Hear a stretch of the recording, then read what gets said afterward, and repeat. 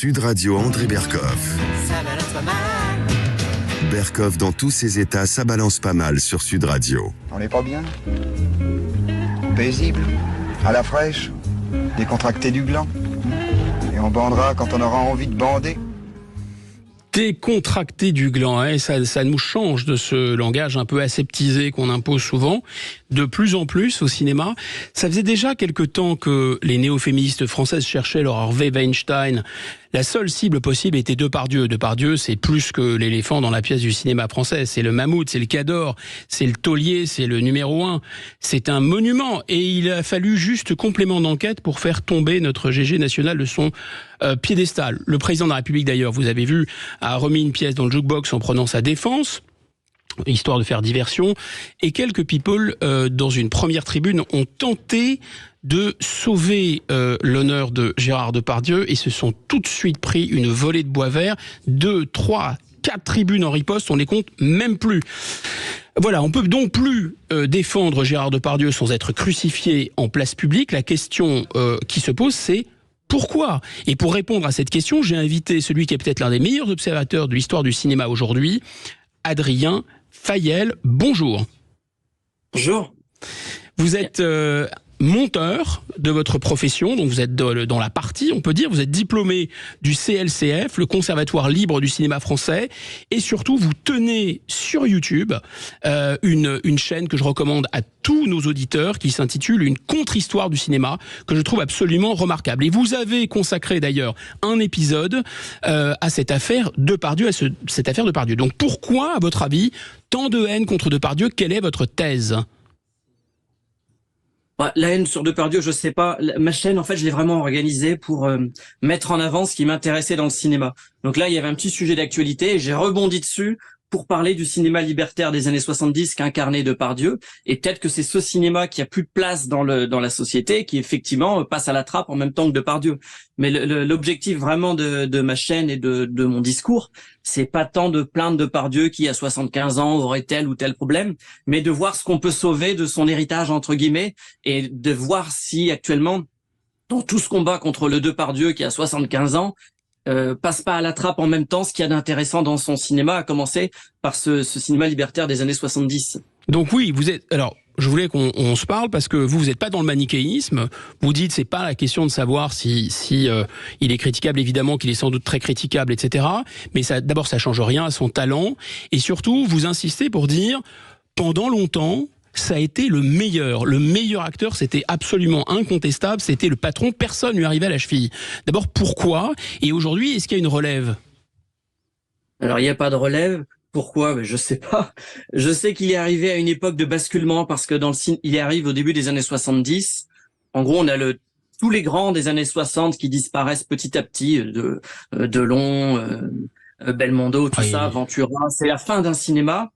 Il y a toute une génération qui arrive et qui est plutôt, on va dire, dans un cinéma un peu réaliste. C'est des gens ou alors dans des comédies, mais des gens qui vont faire des choses assez raisonnables. Et il y a Depardieu qui est tout ce qu'il faut pas faire. Et du coup, qui sort du lot, parce qu'il est... Donc ça, c'est le propos du cinéma libertaire, c'est le propos de l'excès des années 60-70. Vous dites le film Depardieu par excellence, où il explose d'ailleurs, ce sont Les Valseuses. Ouais, c'est énorme, Les Valseuses, déjà. C'est pas tant attendu, j'ai l'impression. Il faisait des seconds rôles depuis 3-4 ans avant ça. Et ça fait 5 millions d'entrées, presque 6 millions. Et c'est énorme pour l'époque, parce que il y avait pas de multiplex. C'est-à-dire que pour qu'un film marche, s'il y avait pas une grosse star, fallait vraiment qu'il y ait un très très bon bouche à oreille.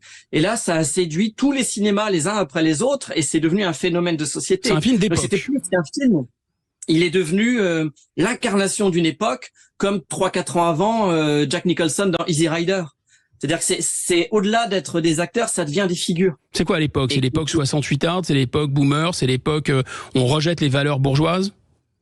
Oui, voilà, c'est le rejet de tout. Easy Rider, 4 ans plus tôt, avec Jack Nicholson. Nicholson, c'est pareil, c'est un mec qui est totalement politiquement incorrect. Un jour, il pourrait lui tomber des MeToo dessus, parce que quand on voit les anecdotes, je rebondis là-dessus, mais quand il fait Easy Rider, il se met à faire beaucoup de films alors qu'il avait déjà 35-37 ans et qu'il avait toujours plutôt galéré. Il était assistant, il avait fait toutes sortes de métiers. Il se retrouve à faire un second rôle, mais il a un tel charisme, comme Depardieu, il explose. Au-delà de sa qualité d'acteur, il explose. On ne regarde que lui, il est magnétique. Et Nicholson, les décennies suivantes, il dit dans les années 70, c'est l'anti-MeToo, hein. C'est vraiment ça. Il y a un lien avec Depardieu. Et ce que vous dites, c'est aussi que Depardieu, finalement, il est le même depuis le départ. Enfin, quand on feint de tomber dans les pommes en écoutant ces propos qui sont effectivement très très choquants tenus dans le reportage, dans le film de Yann Moix en Corée du Nord. Finalement, c'est les mêmes propos quasiment que ceux qu'il tenait dans Les Valseuses. Et on comprend que Les Valseuses, c'était pas tellement un rôle de fiction, c'était Depardieu tel qu'en lui-même finalement. Et donc vous dites Depardieu a pas bougé, c'est la société qui a bougé. Oui, ça c'était un peu ça, mais je finis juste pour faire le lien avec Nicholson. C'est que Nicholson, il raconte dans les années 80-90 qu'il faisait passer des castings à des filles en les faisant coucher pour obtenir le rôle. Et il disait, pour être sûr de pas emmerder pendant le tournage, je faisais passer le casting une fois que j'avais fait le film. Donc voilà, ça c'est ce que des stars des années 70-80 racontaient. Ils s'en vantaient, quoi. Évidemment, ils s'en foutaient complètement et ça faisait rire le public parce qu'ils ne respectaient rien. Et j'illustre avec le cas Nicholson pour illustrer Depardieu. C'est que c'est des mecs qui en avaient rien à foutre et on les aimait parce qu'ils en avaient rien à foutre. Et aujourd'hui, on leur demande d'être raisonnables. Alors, leur cinéma est devenu raisonnable et chiant. Celui de Depardieu, notamment, depuis 20 ans, il fait plus grand chose de passionnant. Ce qui n'enlève rien au fait que ça a été le meilleur et que personne ne lui arrive à la cheville depuis. Mais il est resté ce tempérament-là dans un cinéma qui est un peu tiède à côté. Et il y a un décalage quand on l'entend en interview. On se dit, attends, c'est le même mec qui fait des films un peu politiquement corrects parce qu'il ne correspond plus à l'époque et il ne correspond plus au cinéma de l'époque. C'est pour ça que j'essaie de revenir sur le cinéma de cette époque, pas pour dire que c'était bien moralement ou mal moralement, mais pour voir ce que créativement ça a permis. Et le fait que Depardieu, donc comme Nicholson ou comme tous ces mecs-là, n'avaient aucun filtre, ils inventaient constamment quelque chose qui les faisait se distinguer des autres. Donc aujourd'hui, pour qu'il y ait une créativité, il faut qu'il y ait une rupture. Il faut qu'il y ait une rupture. Donc là, c'est forcément une rupture avec cet esprit, les valseuses, Easy Rider. Il faut rompre avec ça, finalement, si on vous suit, si on suit votre raisonnement. Mais qui va rompre avec ça et d'ailleurs, au nom de quoi ? Alors moi je pense que ça fait longtemps que le cinéma français a rompu avec le cinéma libertaire des années 70 et c'est pour ça que le cinéma français est si lisse, si fade. On s'ennuie parce qu'il n'y a plus de rebelles. Maintenant évidemment on peut pas se rebeller de la même manière et pour les mêmes causes qu'il y a 50 ans. Ça serait plus de la rébellion, ça serait de la nostalgie. Donc effectivement il faut trouver de nouveaux sujets. Mais Adrien Fayal, vous ne pensez pas que la rébellion aujourd'hui c'est se rebeller contre les rebelles ou contre les rebelles en carton ? Si, ça peut tout à fait être un sujet de film, mais pas pour entrer tout de suite dans un dogme, leur dire vous n'avez plus le droit de bouger. Parce que le cinéma de Depardieu, les valseuses, tout ça, ils se rebellent contre l'époque, contre le catholicisme, contre les traditions, contre les institutions, mais ils n'imposent pas tout de suite un carcan moraliste. Si aujourd'hui ils se rebellaient contre les anciens rebelles, ça serait pas pour tout de suite dire on va retourner dans un carcan ancien ou dans tel carcan. Je pense qu'il y a une période d'explosion où tous les coups sont permis et où on vise pas tout de suite une institution, mais on voit tout ce qui est possible de faire et peu à peu se créer quelque chose.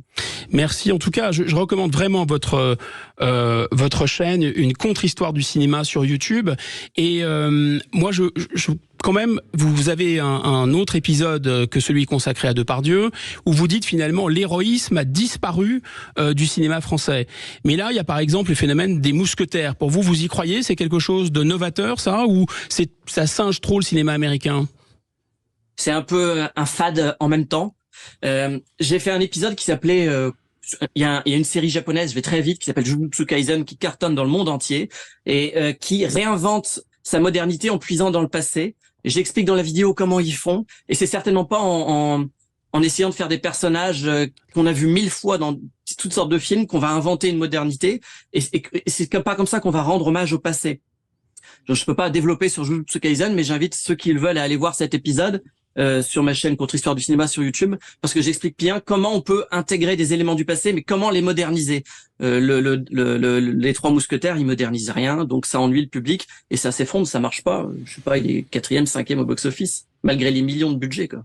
Merci Adrien Fayal en tout cas, et on vous retrouve donc sur YouTube Contre-Histoire du cinéma. On va se retrouver dans un instant sur Sud Radio avec vous au 0826 300 300. On va retrouver les perles, les huées, les bravos de Guillaume Bigot. On va parler de selfies sur les Champs-Élysées. On va parler d'Emmanuel Macron et ses vœux et puis la France championne du monde de la jeunesse en politique. À tout de suite sur Sud Radio.